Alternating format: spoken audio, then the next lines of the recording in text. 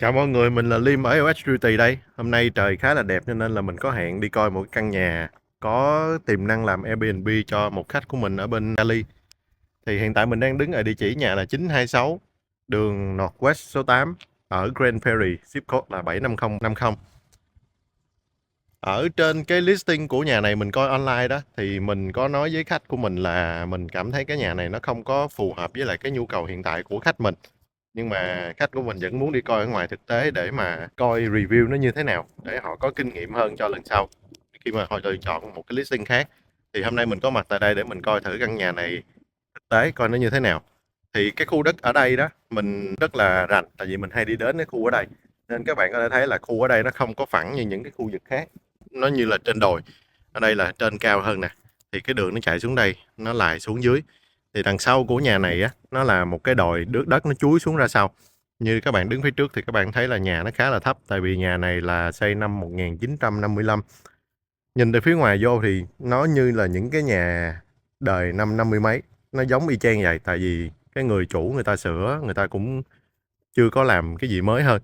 Người ta cũng có thay những cái cửa sổ rồi nè, những cái cửa sổ này là có thay rồi. Nhưng mà cái mái nhà từ dưới đây mình đứng nhìn lên đó, mình thấy cái mái nhà nó rất là cũ. Theo mình nghĩ không những là nó cũ mà nó còn có nhiều cái lớp shingle nữa, có nhiều cái lớp mái chồng lên nhau. Tại vì đứng nhìn từ đây dưới đây lên các bạn có thể thấy nè, không có trong video có thấy rõ hay không, nhưng mà ở đây có thể thấy là mình có nhiều cái lớp mái. Cái đó thì không có nên, tại vì khi mà người ta thay mái nhà người ta nên lột cái lớp cũ ra, người ta làm lại cái lớp mái mới chứ người ta không có chồng lên. Có nhiều cái người contractor khi mà họ làm cái mái đó, họ làm ẩu, họ chỉ có lợp cái mái mới lên thôi, không có lột cái cũ ra. Mà cái mái này á nó cũng đã cũ lắm rồi, mấy cái shingle bắt đầu nó liếp lên, nó hở lên hết rồi. Với lại một cái nữa là khi mà mình đứng nhìn ở đây đó, mình thấy là cái phần mái, cái đà ngang ở chỗ này nó hơi bị sụp xuống.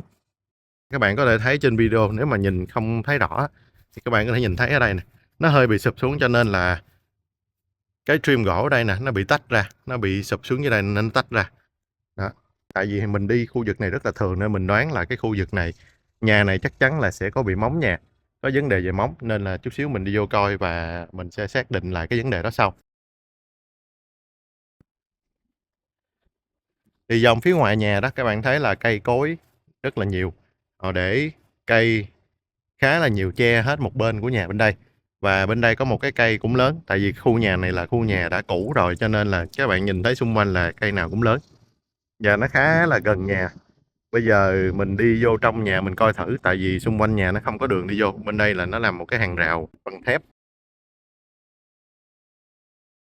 nhưng mà nó không có cổng cho nên là không có vô được. Giờ mình đi vô trong nhà coi thử trước nha.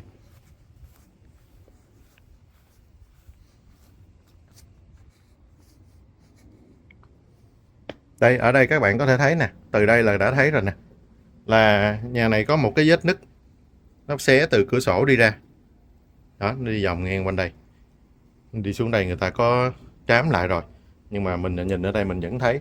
Và đồng thời nhà này là dạng nhà cái móng beam beam, tức nghĩa là nó giống như móng nhà sàn, ở dưới nó hở và những cái đường ống nước, đường điện đồ là họ đi ở dưới sàn nhà. Làm sao mà mình biết được, là chỉ cần nhìn đơn giản thôi, phía ngoài thôi, mình không có cần nhìn, không có cần đọc listing nữa, mình chỉ cần nhìn thôi là mình thấy là những cái nhà nào mà bên đây á nó có cái cửa, nó có cái ô thông gió giống như vậy là nhà đó là nhà B&B. Đây là những cái chỗ mà thông hơi cho cái sàn ở dưới, cái crawl space ở dưới, để mà thí dụ như có mưa có ẩm rồi thì nó thông gió, nó không có bị mục cái gỗ của sàn. Thì những cái đó, những cái nhà mà có cái ô đó là chắc chắn là nhà xài foundation B&B. Nhà đời 50 mấy thì chắc chắn là xài cái foundation này rồi. Bây giờ đi vô trong á thì ngay tại cửa thì mình thấy là cái cửa này nó cũng kỳ nữa. Để ý thẳng là các bạn đứng thẳng ở đây các bạn nhìn thấy là cái cửa nó bị võng vô trong, nó không có thẳng như bình thường mà nó võng vô trong nè. Nhìn đây các bạn sẽ thấy rõ nè, ở trên đây cũng vậy, nó không có thẳng, cái cửa bản thân nó không thẳng mà nó bị võng vô trong nên là nó hở cái chỗ này ra.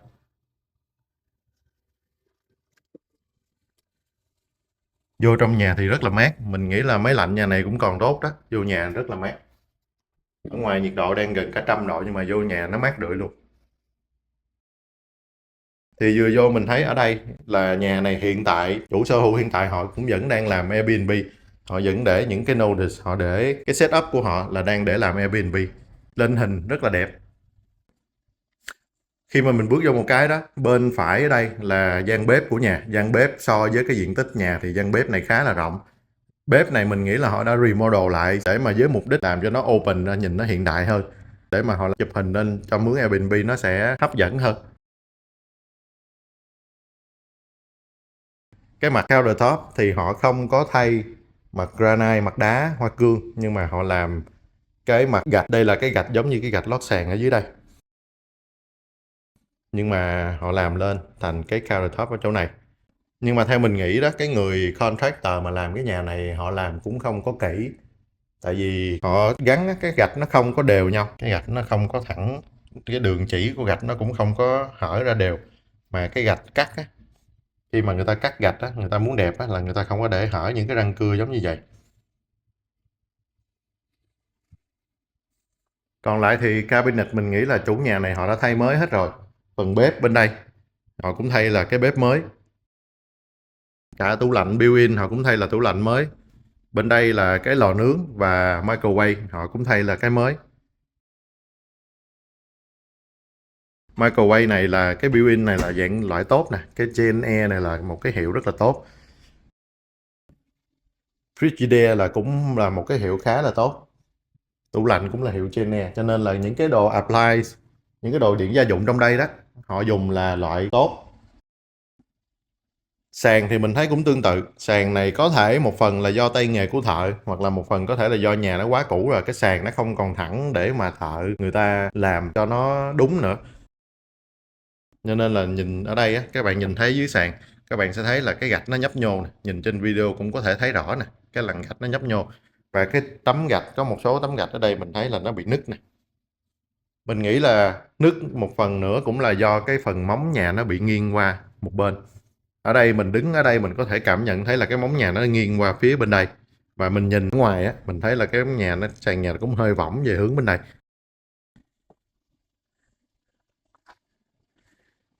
Ra đây á, thì là phần đây là sàn gỗ. Cái gỗ này họ dùng cũng là loại gỗ khá chứ không phải là loại gỗ bình thường. Nhưng mà do là mình nghĩ nhà này cho mướn Airbnb và cái lượng đi lại trong nhà đó nhiều, cho nên là ở đây cái sàn gỗ này trầy khá là nhiều. Ở đây thì họ set up cái phòng khách cũng khá là hay. Họ gắn tivi lên tường nè, họ để sofa ở chỗ này. Và bên đây là phần phòng ăn dành cho khách. Bây giờ mình đi qua bên trái trước để mình coi bên trái là những phòng gì. Ồ, khi đi tới đây các bạn có thể thấy rõ nè là nhà này bị móng. Tại vì các bạn nhìn lên trên trần. Ở đây họ có trám lại rồi nè, nhưng mà mình vẫn có thể thấy rất là rõ là cái nhà nó bị nứt từ bên đây ra bên đây. Nó xé không có phải là xé thẳng.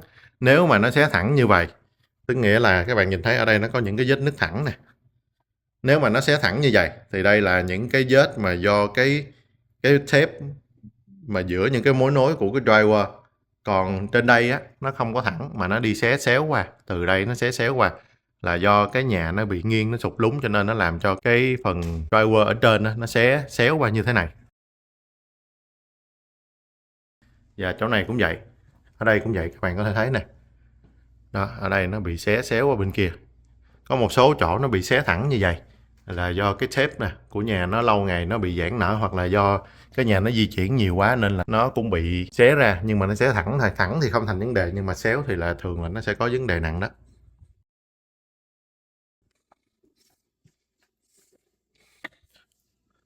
Bên đây là một cái phòng ngủ, thì phòng ngủ bên đây khá là lớn. Ở đây có một cái closet, hai cái closet. Ở trong đây các bạn cũng có thấy là tường trên đây nó cũng nứt xé ra bên kia. Họ set up làm Airbnb cho nên là họ để giường tầng để mà một cái phòng có thể chứa được nhiều người, cho mướn có giá hơn. Ở đây là có tới hai cái bunk bed lận, hai cái giường tầng. Phòng cũng khá là rộng.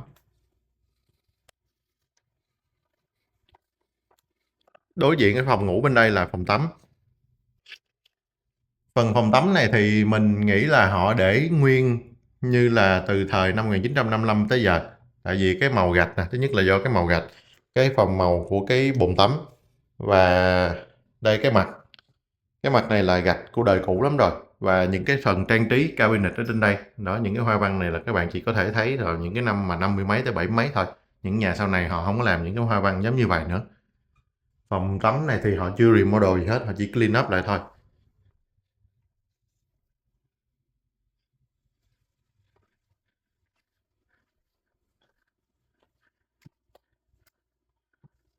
Qua bên đây là thêm một cái phòng ngủ nữa. Phòng ngủ này diện tích cũng khá rộng, rộng hơn những cái phòng ngủ thông thường.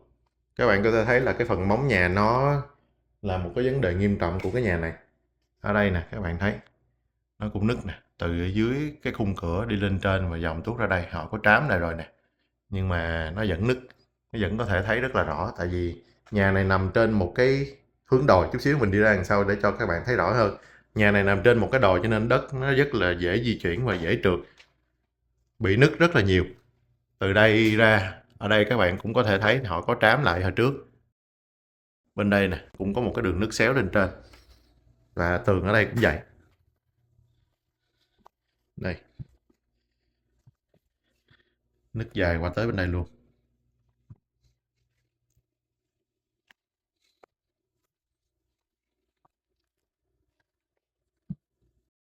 Hướng bên tay trái của nhà, từ ngoài cửa đi vô thì có 2 phòng ngủ nhỏ và một cái phòng tắm cho 2 cái phòng ngủ nhỏ.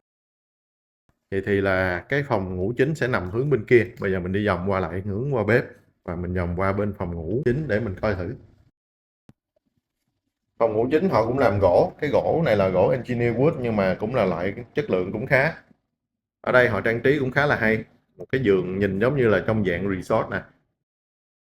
Ở đây họ có gắn tivi trên tường và có thêm một cái fireplace ở hướng này. Đồng thời là chỗ này có một cái cửa lùa để mà đi ra sau vườn. Phần sau vườn mình coi trên hình thì mình thấy họ làm cái deck nhìn cũng khá là rộng. Mình nghĩ là họ cũng bỏ khá là nhiều tiền để mà làm cái phần deck này. Và cái hồ bơi đó là cái hồ bơi trên mặt đất. Do là cái đất nó chùi xuống dưới kia nó là cái hướng đồi, cho nên là cái hồ bơi này là cái hồ bơi nằm trên mặt đất. Chút xíu nữa mình ra mình coi kỹ hơn.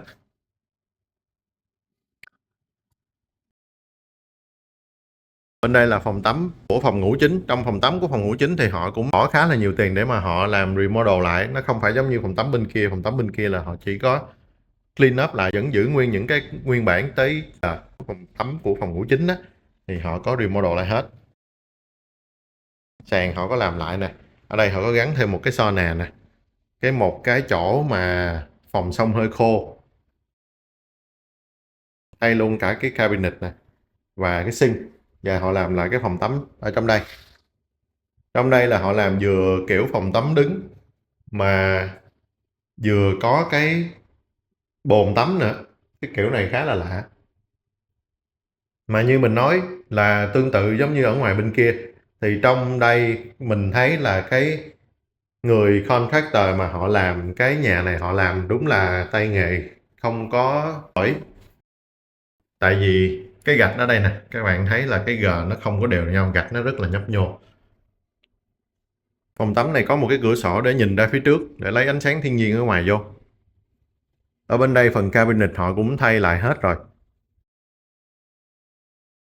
Chưa thấy cái closet của phòng này nó nằm đâu. Closet của phòng này hay là ở đây? Ở đây nhìn không giống cửa closet, ở đây là cái cửa đi ra ngoài. Vậy thì phòng này mình không thấy closet. Chỗ này là closet. Ồ, chỗ này không phải là closet. Chỗ này là chỗ họ gắn máy lạnh. Ồ, chỗ này là họ gắn máy lạnh ở chỗ này. Và đây là cái chỗ giặt đồ và sấy đồ. Đồng thời là ở đây có một cái máy heater. Họ cũng mới gắn. Cái máy lạnh mình thấy cũng còn khá là mới. Nói chung là những cái vật dụng dùng của nhà thì thấy còn khá là mới.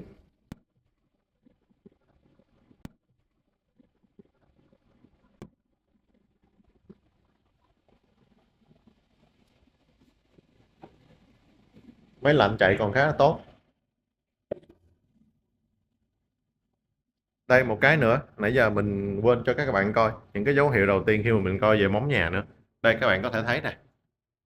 cái cửa nè, nó hở, cái khe hở nó không có đều nhau, nhưng mỗi lần mình đi coi mình vẫn thấy. Bây giờ mình vòng ra là ngoài phòng khách để mà mình đi ra đằng sau vườn, mình coi cái deck và mình coi cái hồ bơi.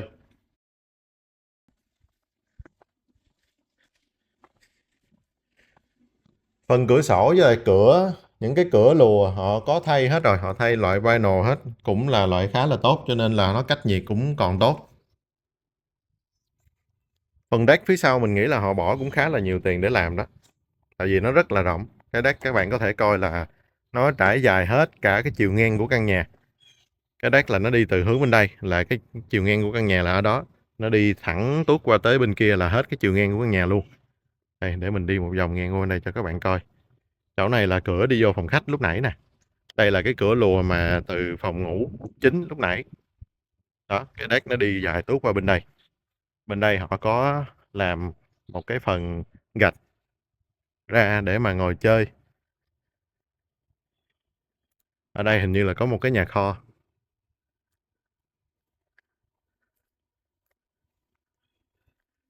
Bên đây thì có cái pool heater, là cái máy làm ấm nước cho hồ bơi. Và cái máy bơm và bộ lọc của hồ bơi nằm đây. Thì cái này á, mình thấy cái phần ống của cái máy này nó nhìn cũng còn khá là ổn, nó không có quá cũ. Cái phần bên đây mình không thấy là bên nhà thông qua chỗ này, hình như chỗ này là cái gara nhưng mà không có đường đi qua, không thể đi từ ngoài vô. Ở đây phần gara hình như là họ có gắn thêm một cái máy lạnh trên tường nè, nó lòi ra ngoài nè. Để chút xíu mình kiếm đường đi vô trong coi cái gara thật.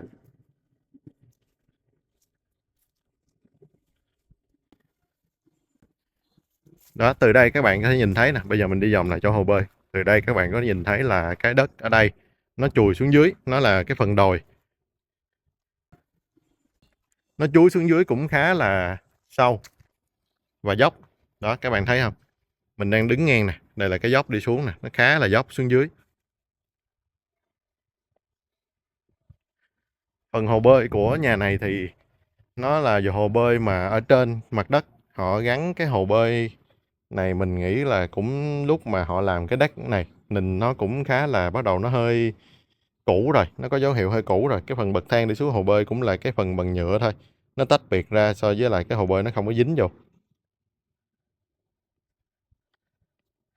Vòng qua đây họ làm một cái cầu thang đi xuống dưới. Đó, các bạn thấy không? Cái cầu thang cũng khá là dốc nè. Đó, cái đất nó dốc xuống dưới, nó trải dài xuống dưới đó. Ở dưới đó họ làm một cái fire pit, cái chỗ để đốt củi để nướng đồ ăn, nó nằm dưới đó, cũng khá là hay. Và họ để một cái bàn picnic ngay đó. Ở đây các bạn có thể thấy nè, cái deck ở trên và cái hồ bơi nó nằm ở dưới đây. Cái hồ bơi họ có san lấp cái chỗ này ngang để mà họ đặt cái hồ bơi ở chỗ này, và họ đi đường ống ở dưới đây. Mà mình nghĩ là cái này họ làm theo cái mình nghĩ là cái này họ làm theo cái không có theo thiết kế của kỹ sư, cho nên là bây giờ các bạn có thể thấy là khi mà họ làm cái tường này làm cái retaining wall để mà họ bỏ đất đá vô cho cái chỗ này nó phẳng để mà họ đặt cái hồ bơi lên, thì lâu ngày bây giờ đó đầu đất nó chùi ra hoặc là nó không chịu đủ cái sức nặng thì cái retaining wall chỗ này nè nó hơi bắt đầu nó bị nghiêng ra, nó bắt đầu nó nghiêng hẳn ra ngoài rồi nè, do nên mình nghĩ là nó không chịu nổi cái sức nặng của cái deck này.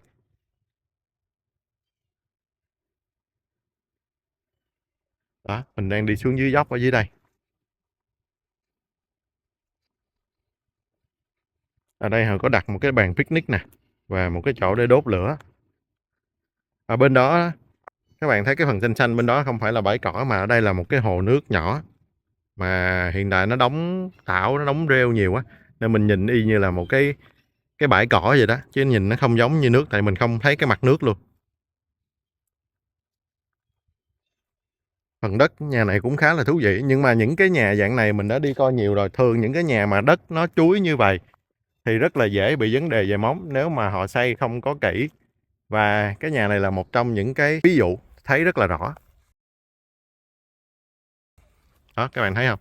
Mình đang đứng ngang ở dưới đây là cái đất, cái dốc nó cao tuốt ở trên kia. Bây giờ mình đi vòng lên lại. Cho nên khi mà mình vừa thấy cái nhà này ở trên hình á, khách đưa cho mình coi, thì mình đã nói với lại khách là cái nhà này nó không có phù hợp với cái nhu cầu của người khách của mình. Tại vì nếu mà mình mua dạng nhà này vô mình làm Airbnb đó, thì cái tiền phí maintenance hàng tháng của mình, ngoài cái vấn đề dọn dẹp, sửa chữa thông thường, thì cái tuổi đời nhà này nó quá cũ.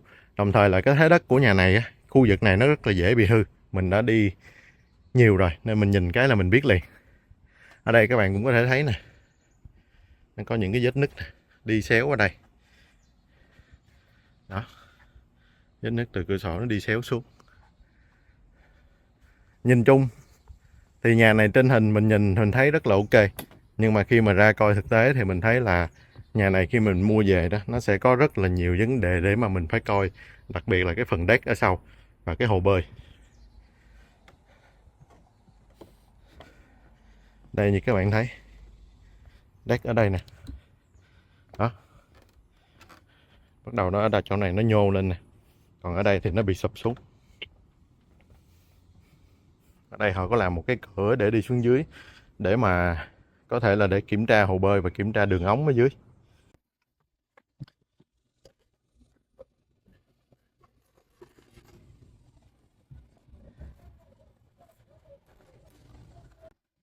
Thì hôm nay mình chỉ coi căn nhà này theo cái hướng chung như vậy thôi, để mình cho khách mình thấy là tại sao căn nhà này mình coi mình thấy nó không phải là một cái hướng đầu tư phù hợp cho khách của mình. Cho nên hôm nay mình không có chấm điểm cái nhà này.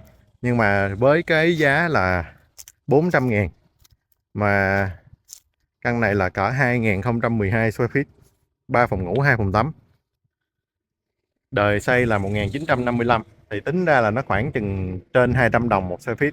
Cho một cái nhà này thì nó quá là nhiều, và đồng thời nó đem lại rất là nhiều cái nhức đầu. Nếu mà sau này mình mua xong mình sẽ phải kiểm tra maintenance cái nhà này khá là nhiều, do cái thế đất của nó, do cái phần móng và do cái tuổi đời của nó nữa, và do luôn cả cái phần cái nghề thợ khi mà họ làm remodel, mình thấy là có vẻ họ làm cũng không có kỹ lắm. Và mình thấy có một cái nữa là về vấn đề drainage nhà này, cái vấn đề thoát nước của nhà này mình nghĩ cũng có vấn đề đó. Tại vì nhà ở đây, cái nhà nó thấp hơn trên mặt đường, như các bạn thấy là cái đường đây, cái chỗ lái xe cái gara vô nó hơi lại xuống, mà ở đây động rất là nhiều nè, các bạn thấy nè, ở đây động rất là nhiều lá cây và giống như cái bùn, cái đất á, cũ á, ở bên đây cũng có nè. Cho nên là khả năng lớn là khi mà trời mưa xuống, nước nó vô đây nó sẽ động lại chỗ này, nó không có thoát ra được.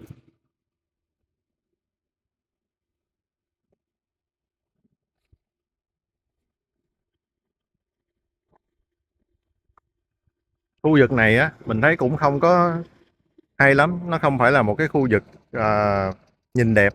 Tại vì khu này đã rất là cũ rồi, những cái nhà xung quanh nó cũ, mà không phải nó cũ theo dạng bình thường, mà nó cũ theo là những cái người dân ở đây người họ cũng không có maintenance kỹ á, cho nên những cái nhà xung quanh nó cũng không được đẹp lắm. Đối với căn nhà này thì cho dù nó là nhà ở hay là nhà đầu tư thì mình cũng sẽ khuyên khách mình là không nên mua. Cho nên là căn này mình chỉ coi đến đây thôi, mình không có chấm điểm như những mọi lần. Thì mình hẹn gặp các bạn ở những cái buổi show nhà lần sau nhé.